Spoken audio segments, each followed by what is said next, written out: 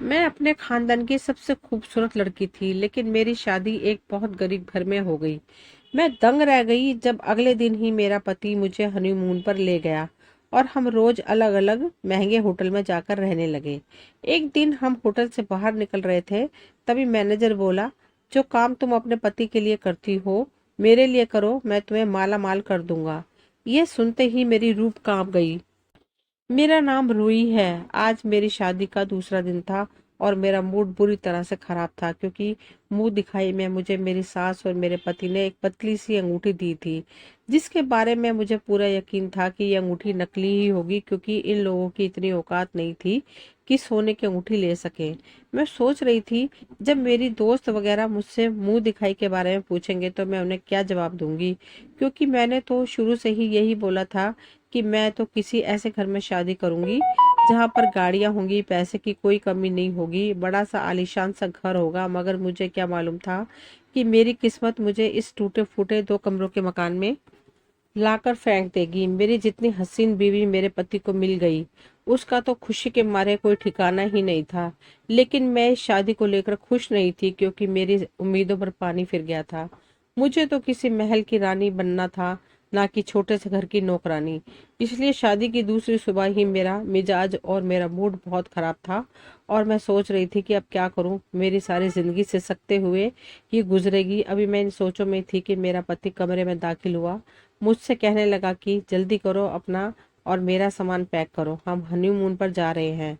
मेरे पति की बात मुझे सुनकर हंसी आ गई और मैं हंसते हुए बोली, भला ये हनीमून बनाने वाले चोचले तो अमीरों के होते हैं, ये गरीबों के पास पैसा कहाँ होता है। मैंने कहा कि आप सुबह सुबह ही मजाक करना शुरू कर दिए हैं। तो वे मुझे कहने लगे कि मैं तुझसे ये मजाक क्यों करूंगा। कुछ ही देर में हमें मनाली के लिए रवाना होना था। तुम जल्दी से अपने कुछ कपड़े बैग में रख लो। मेरा तो बैग वैसे ही तैयार है। मैं तो उनकी बात सुनकर हक्की बक्की रह गई कि वह क्या सच था जो मेरे कानों ने सुना है। क्या हम वाकई हनीमून के लिए मनाली जा रहे हैं? और मेरे पति के यूं कहने का क्या मतलब है कि मेरा बैग तो तैयार रहता है?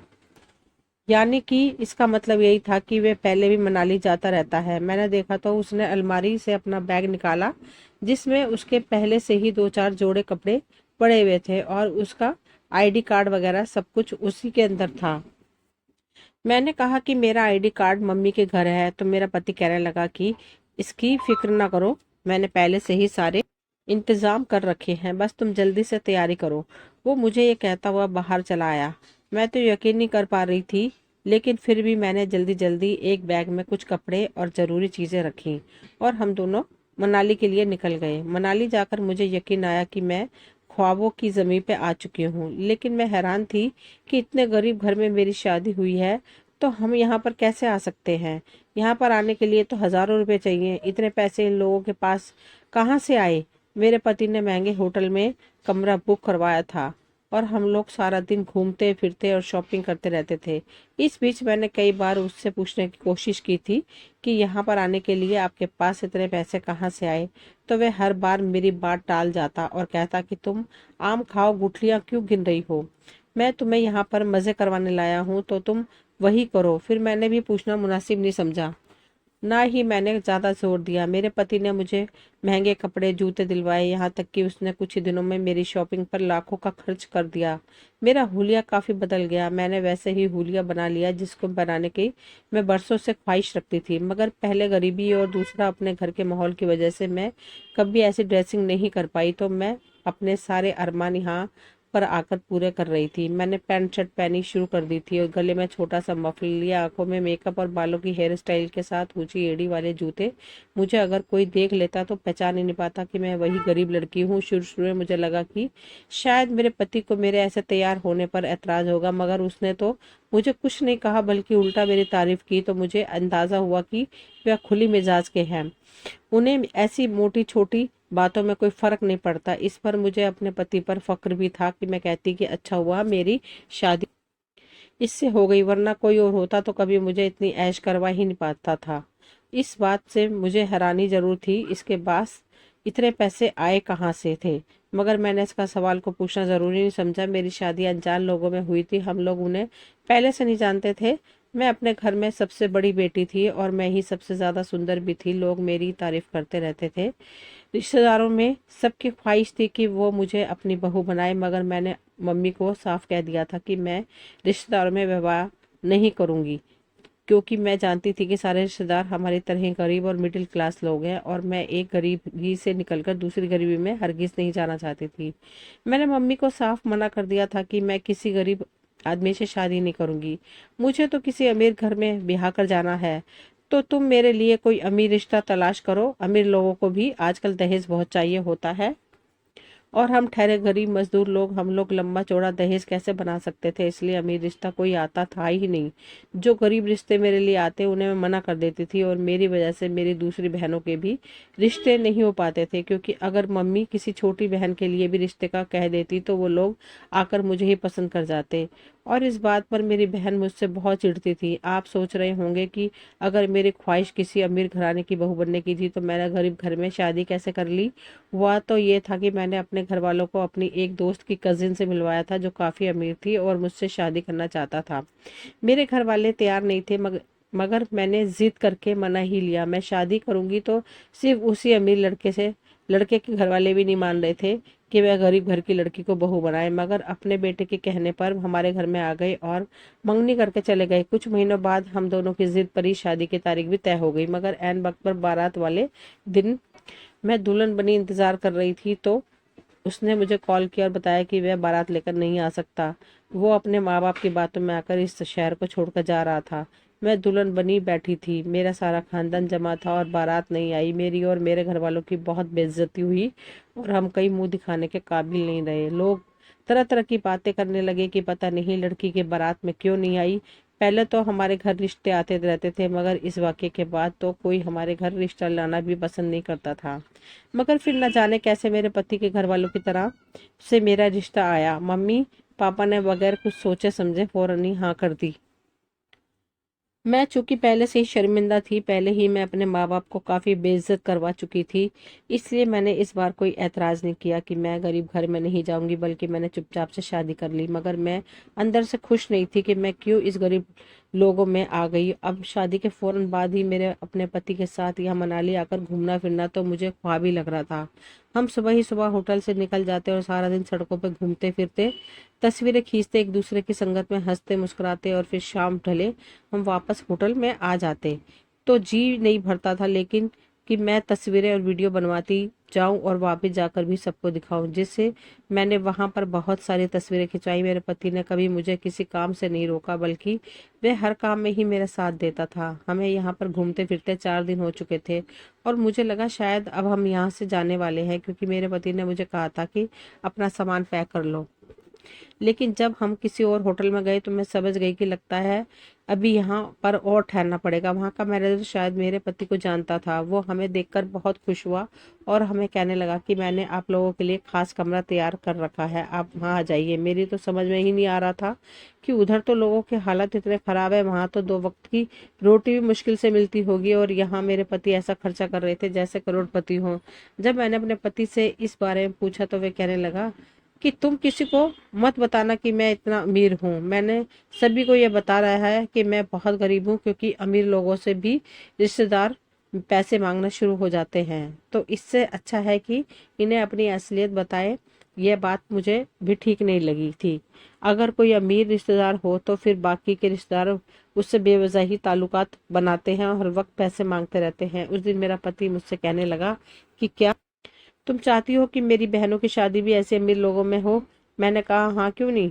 तो वह कहने लगा कि यह मनाली में मेरे कुछ दोस्त हैं, इनके घर वालों को एक अच्छी लड़की की तलाश है, अगर तुम कहो तो तुम्हारी बहनों के लिए बात चलाऊं। मैंने कहा कि इससे अच्छी बात और क्या हो सकती है।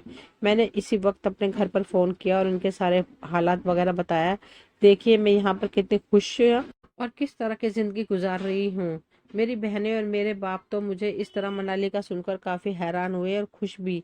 मेरे पति ने कहा था कि एक शर्त पर तुम्हारी बहनों की शादी यहाँ के लड़कों से हो सकती है, कि अगर तुम लोग अपने शहर में इस बात का चर्चा ना करो, क्योंकि अगर किसी को भी पता चल गया तो फिर वो लोग मुझे कहेंगे कि मैं इनकी बेटियों को भी यहाँ बुलाकर इनकी शादी करवा दूं। मैंने पति के कहने के मुताबिक अपनी बहनों को यहाँ पर बुलवा लिया। उनके यहाँ पर आने की सारी इंतजाम मेरे पति ने किए थे। जिन लड़कों से मेरे पति ने मुझे मिलवाया था, इनके साथ तुम्हारी बहनों की शादी की जाएगी। वे वाकई में बहुत अमीर थे और यहाँ के एक रईस फैमिली से ताल्लुकात रखते थे। मैं तो अपनी बहनों के लिए बहुत खुश थी कि वो भी यहाँ पर आकर रहने लग जाएंगी। 2 दिनों के बाद उनका सादगी से शादी कर दिया गया और दोनों अपने पति के साथ विदा हो गई। हम अभी तक उसी होटल में रह रहे थे और मैनेजर हम दोनों का बहुत ही ज़्यादा ख्याल रख रहा था, क्योंकि मुझे लगता था कि मेरा पति यहाँ का रेगुलर कस्टमर है, इसलिए वो मेरे पति को बहुत अच्छे से जानते हैं। मैंने अपने पति को कहा कि हम भी हमेशा के लिए यहीं पर रह जाते हैं, तो वो कहने लगा कि नहीं, हम यहाँ पर हमेशा के लिए नहीं रह सकते, हमें कुछ दिन बाद वापस जाना होगा, लेकिन अगर तुम कहोगी तो हम फिर कुछ अरसे के बाद यहाँ पर आ जाएंगे। उसने वापसी के लिए टिकट करवा ली, जो कि 4 दिन बाद की थी, और मैं चाहती थी कि मैं इन दोनों दिनों को अच्छे से गुजार लूँ ताकि मेरे पास अच्छी अच्छी यादें जमा हो जाए। मेरे पति ने मुझसे कहा था कि इन दिनों में मुझसे बहुत ज़्यादा काम है, इसलिए मैं होटल में ही रहूं, और वह सुबह का गया रात को वापस आता था। मैंने नोटिस किया कि अब मैं अकेली होती हूँ तो वह मैनेजर मुझसे अजीब सी नज़रों से घूरता रहता। मुझे उसकी नज़रें बिल्कुल अच्छी नहीं लगती थी, और एक औरत होने के नाते मैं समझ सकती थी कि उसकी नज़रों में मेरे लिए क्या था। इसलिए मैं कोशिश करती थी कि इस घटिया आदमी के साथ मेरा आमना सामना ही ना हो। उस दिन मैं सोच ही रही थी कि मैं बाहर जाकर थोड़ा सा घूम फिर आऊं, क्योंकि कमरे में मैं बोर हो रही थी। जैसे ही मैं अपने कमरे से बाहर निकली, मेरे सामना मैनेजर से हो गया। मेरे करीब आने लगा तो मैं डर कर वहां से भागकर दोबारा अपने कमरे में बंद हो गई। लेकिन मैं कितनी देर तक कमरे में बंद रह सकती थी?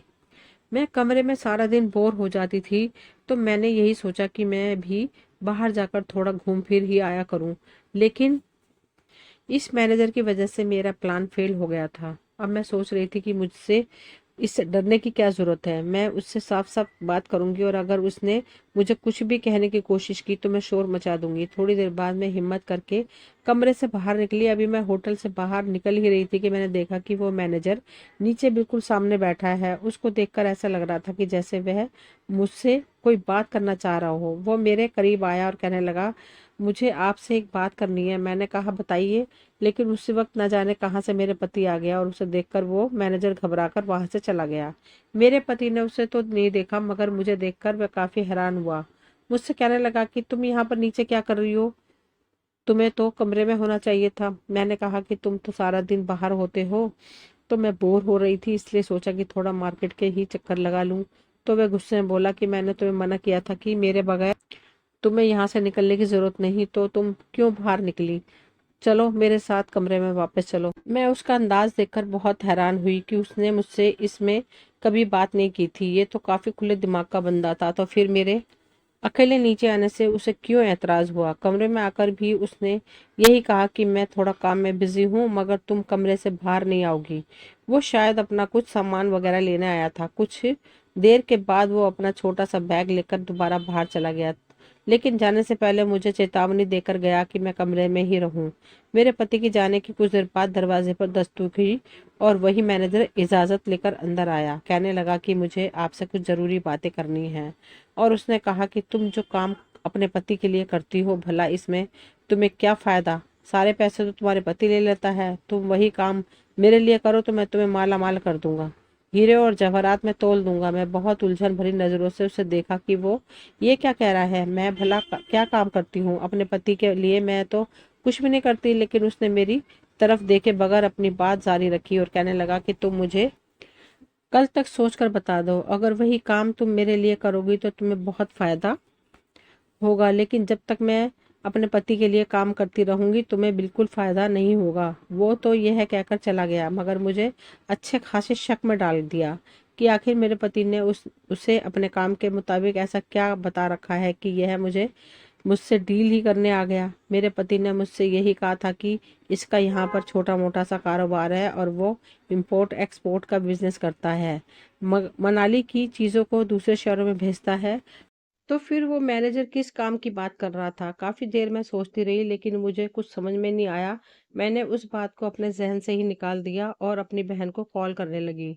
लेकिन अजीब बात थी, ना तो एक बहन कॉल उठा रही थी, ना दूसरी ही।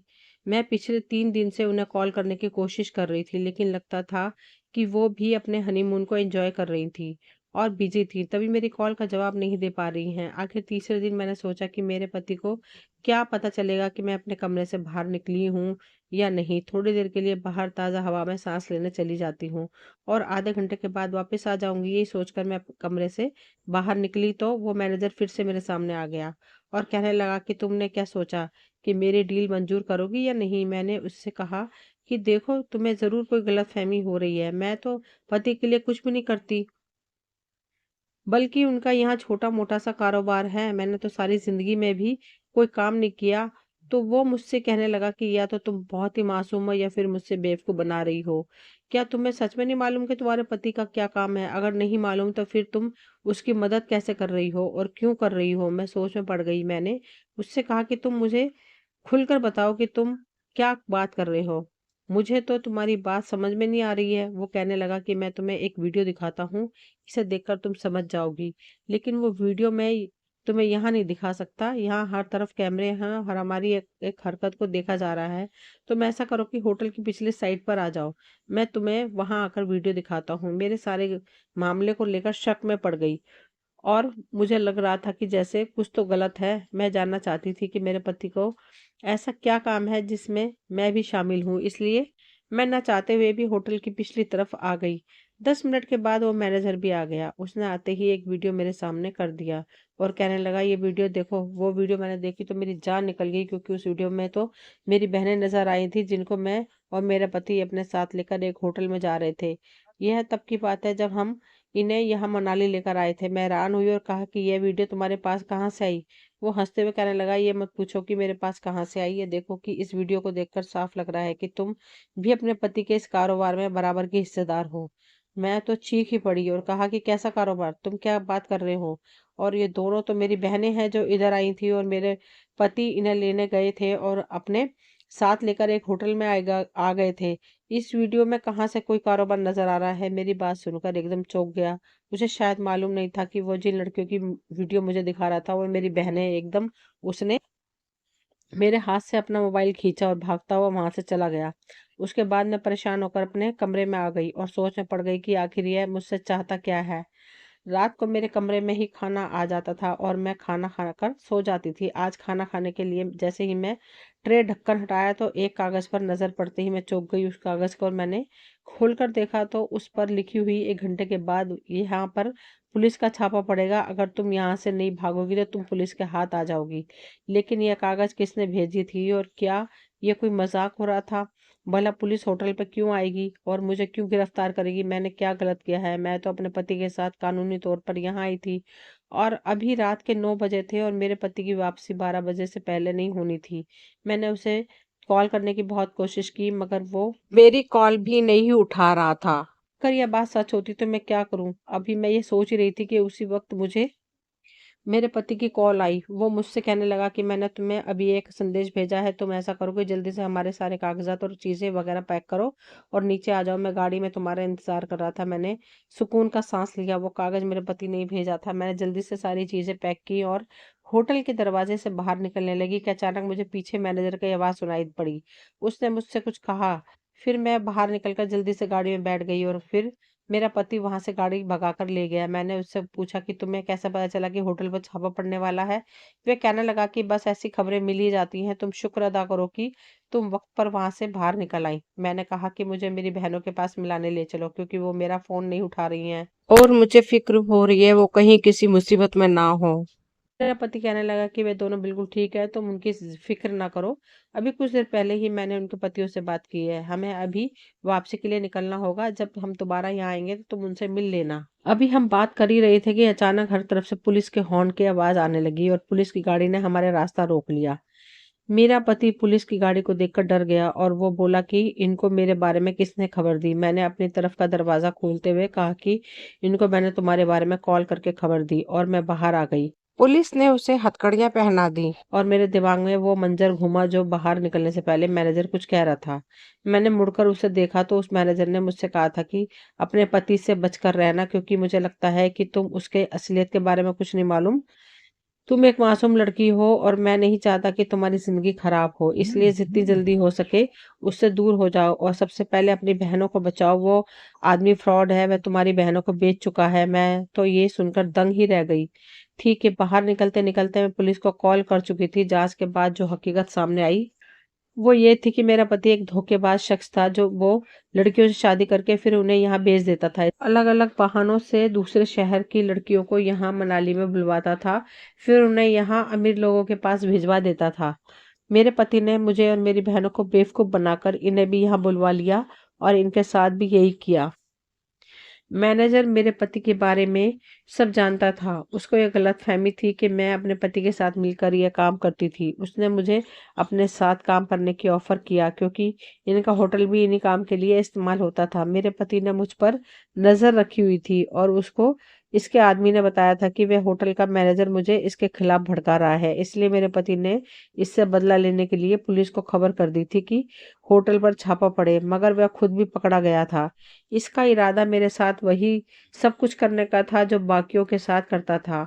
वो ऐन वक्त पर मैंने अपना दिमाग इस्तेमाल किया और पुलिस को कॉल कर दिया और बच गई। पुलिस छापे मारे और सभी अपराधियों को पकड़कर ले गए जो इस काम में शामिल थे। मेरी बहनों को भी छुड़वा लिया गया था और हम तीनों को वापस अपने शहर भेज दिया गया। यह सब मेरा ही कसूर था। मुझे शुरू से ही सचेत हो जाना चाहिए था, मगर मैं नजरअंदाज करती रही और ना सिर्फ अपनी बल्कि अपनी बहनों की भी जिंदगी खराब की। काश मुझे अमीर बनने का लालच ना होता। मेरी लालच की वजह से हमें यह दिन देखना पड़ा था। मेरे पति को तो सजा हो चुकी थी, मगर मैं यहाँ बहुत कुछ सह रही थी। लोगों के ताने और बातें, वो भी सजा ही थे। दोस्तों, पैसा बहुत जरूरी है, लेकिन पैसे के पीछे इस हद तक भागना कि बाकी चीजों को आप नजरअंदाज कर दें, ये बहुत खतरनाक साबित हो सकता है। दोस्तों, ये कहानी यहीं तक थी। मुझे उम्मीद है आपको पसंद आई होगी। अगर पसंद आई हो तो प्लीज़ लाइक शेयर सब्सक्राइब करें, ताकि वीडियो की नोटिफिकेशन समय समय पर आपको मिलती रहे। मिलती हूँ अगली वीडियो में, तब तक के लिए थैंक यू।